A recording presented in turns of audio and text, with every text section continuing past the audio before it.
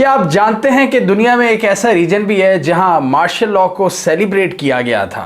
आज से चंद साल पहले इन मुल्कों में बारी बारी करके मार्शल लॉज लगे और अवाम ने जश्न मनाया, और वो जश्न सिर्फ चंद दिनों तक महदूद नहीं रहा, वो अभी भी चल रहा है और लोग उसको सेलिब्रेट कर रहे हैं। और इसमें जो सबसे प्रोमिनेंट कमांडर है वो है इब्राहिम ट्रेओरे, यंग 37 साल का एक मिलिट्री कैप्टन जो कि बर्किना फासो का प्रेसिडेंट भी है। जी हाँ, वो कोई मिलिट्री जनरल या कोई टॉप रैंकिंग आर्मी ऑफिसर नहीं, बल्कि जस्ट एक कैप्टन है।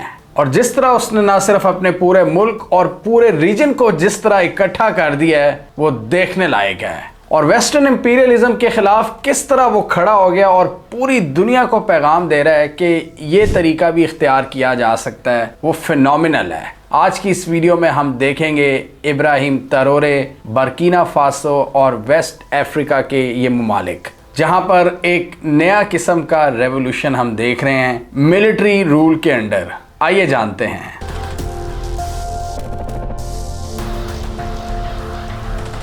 प्रेसिडेंट कैप्टन इब्राहिम ट्रेओरे की बात करें तो ये एक ब्रेव ऑफिसर हैं जिसने मैदान जंग में भी अपनी सलाहियतें मनवाई भी हैं। ये यूएन पीस कीपिंग मिशन के तहत बहुत से डिस्टर्ब्ड एरियाज में लड़ चुके हैं। इसके अलावा दहशतगर्दों के खिलाफ भी बहुत सी कैंपेन्स में इन्होंने हिस्सा लिया हुआ है। लेकिन आजकल वो जिस मिशन पर है वो सबसे कठिन और सबसे कॉम्प्लिकेटेड है, और वो मिशन है फ्रांस को इस रीजन से निकालना, जिसको बहुत से लोग फ्रेक्सिट भी कह रहे हैं। जिस तरह ब्रेक्जिट हुआ था, ब्रिटेन ने अपने आप को यूरोप से अलहदा किया, इस तरह फ्रांस को अफ्रीका से निकालने का अमल फ्रेक्सिट कहला रहा है। और इसमें इब्राहिम ट्रेओरे ने बुनियाद रख दी है। और आज से 3 साल पहले जब इन्होंने इक़्तिदार संभाला था, पहले ही दिन से इन्होंने फ्रेंच ट्रूप्स को ऑर्डर दिया था कि आप मेरे इलाके से निकल जाएं, अब हमें आपकी ज़रूरत नहीं है। इसके अलावा इन्होंने अपना एक अलायंस बनाया। ये साहिल रीजन वेस्ट अफ्रीका के कुछ कंट्रीज़ को कहते हैं, जिसमें नाइजर, माली, बर्किना फासो वगैरह शामिल हैं। इसमें और ममालिक भी इनका ये अलायंस ज्वाइन कर रहे हैं, जिसमें सेनेगल भी एक एग्जाम्पल है।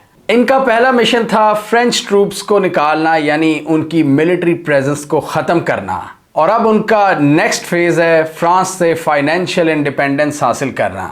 फ्रांस ने बहुत अरसे पहले इन फ्रेंच कॉलोनीज़ को आज़ाद तो कर दिया था, लेकिन बड़े तरीके से इनको फाइनेंशियली डिपेंडेंट कर लिया था अपने मुल्क पर, और बहुत सी सख्त शराइत आयद कर दी थी। CFA फ्रैंक एक नई करेंसी बनाई थी इन वेस्ट अफ्रीकन ममालिक के लिए। 14 ये कंट्रीज़ थे जिनको बाउंड किया गया कि आप 50% तक अपने फॉरेन एक्सचेंज रिजर्व्स फ्रांस के बैंक्स में रखवाएंगे, जिससे फ्रांस ने कई साल यूरोप में अपनी इकोनॉमिक सुपीरियॉरिटी इंजॉय की। ये हम सबको पता है कि आपके सेंट्रल बैंक में अगर फॉरेन रिजर्व्स की तादाद अच्छी खासी है, वो सिर्फ पड़े हुए हैं, तो वो भी एक बहुत बड़ी बात है। जिस तरह पाकिस्तान के फॉरेन एक्सचेंज रिजर्व्स में हमें डॉलर्स की ज़रूरत पड़ती है, हम 1 बिलियन 2 बिलियन डॉलर्स को रोते हैं। तो आप खुद अंदाज़ा लगाएं कि ये अफ्रीकन ममालिक जिनके पास बहुत ज़्यादा रिसोर्सेज थे, गोल्ड के रिसोर्सेज हैं, रेयर अर्थ मिनरल्स हैं, लिथियम हैं, इनकी बहुत सी कमाई और इनके रिजर्व्स फ्रेंच बैंक्स में जाते थे, और अब भी कई मुल्कों के जा रहे हैं। और इसके अलावा फ्रांस ने इनके रिसोर्सेज को जिस तरह लूट, प्लंडर और एक्सप्लॉइट किया,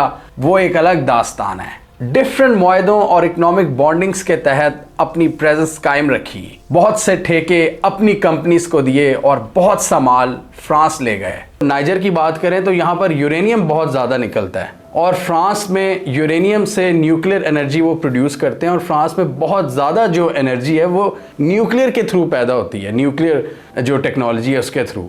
तो उसके लिए सारी यूरेनियम वो कहाँ से लाते हैं? नाइजर से और इस तरह के ममालिक से। सोना और फिर फॉरेन एक्सचेंज रिजर्व्स। ये कंट्रीज़ इतनी रिसोर्सफुल होने के बावजूद गरीब रहीं, और इनके कॉलोनियल मास्टर्स यहाँ से रिसोर्सेज निकाल निकाल कर अमीर होते रहे, और यहाँ के लोकल लोगों की हालत नहीं बदली। दोनों हाथों से इन्होंने अपनी अफ्रीकन कॉलोनीज को लूटा। लेकिन इब्राहिम ट्रेओरे और उनके देखा देखी बहुत से अफ्रीकन लीडर्स कह रहे हैं कि इनफ इज़ इनफ, अब हमें स्ट्रेटेजिक एटोनॉमी हासिल करनी है, फाइनेंशियल इंडिपेंडेंस हासिल करनी है। और इसके लिए वो क्या नए नए मूव्स खेल रहे हैं। वो ना सिर्फ फ्रेंच को यहाँ से निकाल रहे हैं, उनके सारे सिस्टम्स को ख़त्म कर रहे हैं, बल्कि अब वो रूस और चाइना के पास जा रहे हैं। रूस से मिलिटरीली हाथ मिलाया जा रहा है और चाइना से नए नए मुआहदे किए जा रहे हैं कि चाइना यहाँ पर इन्वेस्ट करे। इब्राहिम तरोरे के बारे में मशहूर था कि प्रेसिडेंट बनने से पहले ये 6 माह तक भी सुकून से नहीं बैठते थे किसी भी बैटलफील्ड में जाए बगैर। एक हाईली कमिटेड ऑफिसर है जिसने बहुत मुश्किल टास्क अपने सर पे लिया है कि मैंने अपने कंट्री को डीकोलोनाइज करना है फ्रेंच से completely. Financial independence, strategic autonomy और नए डिफेंस पार्टनर्स की तलाश। और इस वक्त सारे अफ्रीका में इस बंदे की गूंज है। इवन कीनिया में बैठे हुए लोग कह रहे हैं कि ही इज द मैन। और इंटरेस्टिंगली जो यूथ है, जो नौजवान तबका है, वो इनको बहुत ज़्यादा सपोर्ट कर रहा है। इसके अलावा ये सोशल मीडिया का भी बड़ा इफेक्टिव यूज़ करते हैं। रशिया ने जब इनको एक समिट के लिए इनवाइट किया था तो इनके बहुत से ख्यालात पुतिन से मिलते थे। दोनों वेस्टर्न इन्फ्लुएंस को चैलेंज करने की बात करते हैं, दोनों इंडिपेंडेंस की बात करते हैं और दोनों वेस्ट के जो सैंक्शंस के टूल हैं उसको डिफाई करने की बात करते हैं। और इसलिए दोनों बात करते हैं नए इत्तेहाद की, नई दुनिया की, एक ऐसा सिस्टम, एक ऐसा ग्लोबल सिस्टम जो वेस्टर्न इंपीरियलिज्म के चुंगल से आज़ाद हो और उनकी जो करेंसीज हैं जैसे कि डॉलर, CFA फ्रैंक या फिर पाउंड, उनसे आज़ादी हासिल की जाए। और रूस के साथ ये बहुत सी मिलिट्री अंडरस्टैंडिंग्स तय कर चुके हैं। यानी डेफिनेटली अगर उन्होंने फ्रेंच ट्रूप्स को यहाँ से निकाला है तो वो बहुत से नए पार्टनर्स तलाश करेंगे, नए डिफेंस एग्रीमेंट्स करने हैं, तो उसके लिए वो रूस को टॉप प्रायोरिटी के तौर पर देख रहे हैं। और रूस का एक पैरा मिलिट्री दस्ता इस रीजन में तैनात भी किया है पुतिन ने अपने इन दोस्तों को सपोर्ट करने के लिए।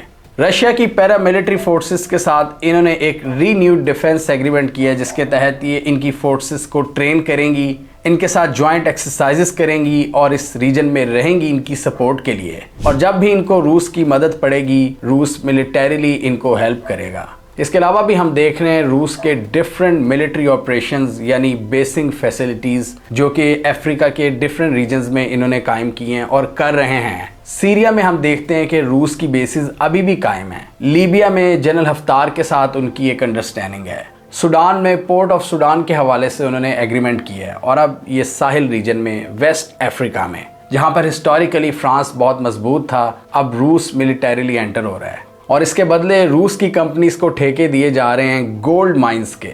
और कुछ रिपोर्ट्स के मुताबिक रूस यहाँ से बड़ी मिकदार में सोना निकाल कर लेकर जा रहा है। और इस पर वेस्टर्न मीडिया तलमला उठा है। मतलब वेस्ट वालों की अप्रोच हमेशा यही रही है कि हमें राइट है सिर्फ लूटने का और रिसोर्सेज को प्लंडर करने का। अगर कोई दूसरा ये काम कर रहा है, बेशक लीगल तरीके से ही कर रहा हो, वो गलत है। इसके अलावा बर्किना फासो के जो रिसोर्सेज हैं जिनको फ्रांस ने हिस्टोरिकली बहुत ज़्यादा लूटा है, उन पर हुकूमती इजारादारी कायम कर रहे हैं। लेफ्ट विंग पॉलिसीज देखने को मिल रही हैं इकोनॉमी में और इस हवाले से नई स्टेट ओन्ड कंपनीज खड़ी की जा रही हैं। और फॉरेन कंपनीज को भी इनवाइट किया जा रहा है, लेकिन 15% टैक्स के साथ, जिसमें चाइनीज कंपनीज को स्पेशल फौकियत दी जा रही है।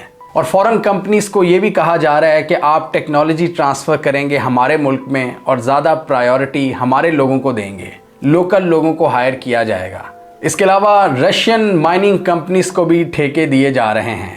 और हिस्ट्री में पहली बार बर्किना फासो अपने गोल्ड रिजर्व्स पर काम कर रहा है। वही रिजर्व्स जिन पर हमेशा फ्रांस ने अपनी ओनरशिप जमाने की कोशिश की, अब फ्रांस को एक धेला भी नहीं दिया जा रहा। और बहुत से एक्सपर्ट्स के मुताबिक फ्रांस में पिछले कई सालों से जो आप अनरेस्ट की एक कैफियत देख रहे हैं, उसकी सबसे बड़ी रीज़न यही है कि ये जो फ्रेंच कॉलोनी से भत्ता लिया करते थे, अब वो भत्ता बंद हो चुका है, जिसकी वजह से फ्रांस की इकॉनमी में उस तरह जान नहीं रही। अमेरिका भी अब उस तरह लिफ्ट नहीं करवाता और यूरोप के मामलात में भी फ्रांस बहुत पीछे रह गया है। और पहले जो दुनिया की एक सुपर पावर हुआ करता था, वो एक मिडिल पावर बनकर रह गया है। और ये जाहिर करता है इब्राहिम तरोरे की कामयाबी, उनकी इकॉनमी में सेल्फ रिलायंस की और स्ट्रेटेजिक रीअलाइनमेंट्स। और वेस्ट अफ्रीका के साहिल रीजन में इन्होंने अपने पार्टनर ममालिक जो इनके दोस्त हैं, जैसा कि माली और नाइजर, यानी तीनों कंट्रीज बर्किना फासो, माली और नाइजर, इनके साथ मिलकर एक नया इत्तेहाद भी बना लिया है, AES,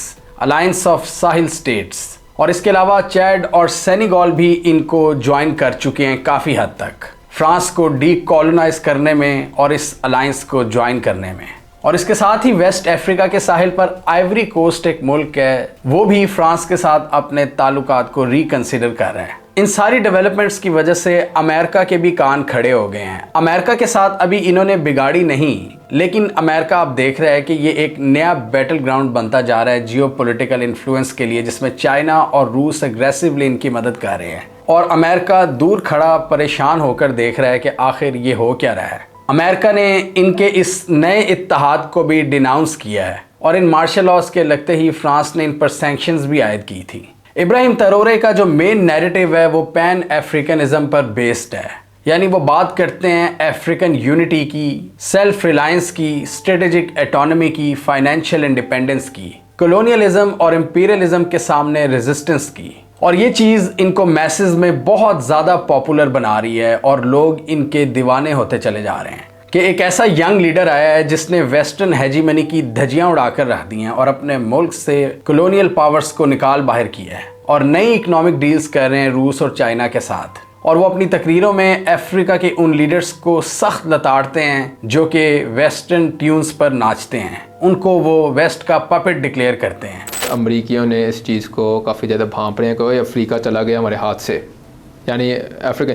और अफ्रीका बहुत इम्पोर्टेंट है क्योंकि जो आपकी मेजर बैटरी की जो कमोडिटीज़ है ना, जिसमें कोबाल्ट आ जाता है। कोबाल्ट बहुत ज़रूरी मेटल है for making lithium ion batteries. उसके लार्जेस्ट डिपॉजिट्स जो हैं वो अफ्रीका के अंदर है। लिथियम भी है, ठीक है, सोडियम भी बहुत ज़्यादा। भी एक लिथियम के अलावा सोडियम को भी इस वक्त किया जा रहा है, एक्सप्लोर किया जा रहा है टू मेक बैटरीज। लेकिन फ्रांस को ख़तरा क्या है? फ्रांस को ख़तरा उसकी जो 14 फॉर्मर कॉलोनीज़ थी अफ्रीका के अंदर, west side of the Africa, जो कि आज भी कॉलोनियल फ्रैंक इस्तेमाल करती हैं, CFA। और हाल ये है कि सिंस 1945 उन मुल्कों को अपनी करेंसी, अपने रुपया छापने की इजाज़त नहीं दी गई। यानी देखा जाए तो अंग्रेज़ फिर भी बेहतर थे इस मामले में कि हमें अपना रुपया तो छापने दिया उन्होंने। बाकी बेशक ठीक है, लोकल वाइसराइज तो उन्होंने लगा दिए हैं, लेकिन रुपया तो मैं छापने दिया। लोकल पिट्ठू लगे हुए हैं, लोकल पिट्ठू लगे हुए हैं जिनको अपने गोरे आका बड़े याद आते हैं, नकल करते रहते हैं। लेकिन मसला ये नकल शर्म आती नहीं, हमारी गलियों से निकलते हैं और वो उनकी नकल करनी बन जाते हैं। और ये बात है कि कहते हैं कि नकल के लिए भी अकल चाहिए होती है। वो मुसीबत ये नकल हो जाती है, अकल नहीं है। नकल करने का शौक है अकल के बगैर। तो वो फिर जो हुआ है वो हमारे सामने है। वो फिर कबाड़ा निकलना ही था। कबाड़ा निकल गया, कबाड़ा तो निकल गया मुल्क का। ये तो अभी मुल्क जिस तरह चल रहा है वो तो एक डिफरेंट स्टोरी है, वो हम कभी बाद में इंशाल्लाह डिस्कस करेंगे। अब जो 14 जो आपकी टेरिटरीज हैं फ्रांस की, कॉलोनीज, फॉर्मर कॉलोनीज अफ्रीका में, उसके अंदर चाइना की इकनॉमिक जो है ना माइट, यस बिल्कुल नज़र आ रही है, वो नज़र आ रही है। फ्रांस बहुत परेशान है क्योंकि France can not lose those colonies, क्योंकि what you have to basically understand कि उसका फ्रेंच इकोनॉमी पे क्या इम्पैक्ट होगा। अभी फ्रेंच इकोनॉमी है one of the top 10 economies in the world, ठीक है। क्यों? क्योंकि वो जो 14 फॉर्मर कॉलोनीज़ हैं जिसमें सेनेगल, मोरिटानिया वगैरह, माली वगैरह ये मुल्क हैं, मेजॉरिटी मुस्लिम मुल्क हैं ये मुल्क अपना 50% फॉरेन रिजर्व जो है ना वो डिपॉजिट करते हैं फ्रेंच सेंट्रल बैंक। आप अंदाज़ा लगाएं what will happen if they stop doing this, what will happen. France का तो आधा गया। फ्रांस टॉप 10 में से I think it's the 6th largest economy in the world right now. Yes बिल्कुल। जो कंजर्वेटिव एस्टिमेट्स है ना 26वीं 26th लार्जेस्ट इकोनॉमी बन जाएगी। 6 से 26वीं, 6 से सीधी 26वीं। मतलब इन्फ्लुएंस खत्म हो गया ना दुनिया में, इन्फ्लुएंस खत्म हो गया दुनिया में। हाँ, फ्रेंच कल्चर वगैरह रह गया। हाँ वो नहीं वो तो वो चीज़ें रह गई, लेकिन पावर तो अलग चीज़ है, वो तो हार्ड पावर चली गई। वो तो थाईलैंड का भी है ना, वो तो बांग्लादेश का भी होगा, बांग्लादेश का, वो तो आपके श्रीलंका, वो मालदीव का भी बहुत है, मालदीव का बहुत है सॉफ्ट पावर, इतना सा है मालदीव। लेकिन मसला ये है कि वो जो फिर डिप्लोमेटिक पावर है, जो हार्ड पावर है, खत्म हो गई है। तो फ्रांस इस हकीकत को मद्देनजर रखते हुए, पस मंज़र तो रखेंगे, मद्देनजर रखते हुए चीन के पास पहुंचा कि जनाब हमारी the new reality, kind of shape the new reality. यानी फ्रांस, क्योंकि अगर तो आप इतना बड़ा फॉल लेंगे ना, इतना बड़ा फॉल जो फ्रांस को मिल सकता है, पोटेंशियल फॉल, वो फॉल तो आएगा, लेकिन जो उससे सोशियो पॉलिटिकल अनरेस्ट फ्रांस में आएगा। तो अभी आप देख लें, अभी उसकी झलकियाँ शुरू, अभी झलकियाँ आप देख लें। 2019 में येलो वेस्ट हुई, मुजाहिरे हुए, 4-5 साल से वहाँ पे एहतजाज। अब आप अंदाज़ा लगाएं कि एक इतना बड़ा पोटेंशियल यानी फाइनेंशियल कोलैप्स अगर हो गया फ्रांस के साथ, कि चाइना ने, क्योंकि चाइना ने अपने पर फैलाने हैं, तो चाइना ने उन इकोनॉमीज़ को अपनी तरफ ज़्यादा घसीटना है, पकड़ना है। चाइना ने कहना है कि भाई तुम डॉलर को मारो गोली।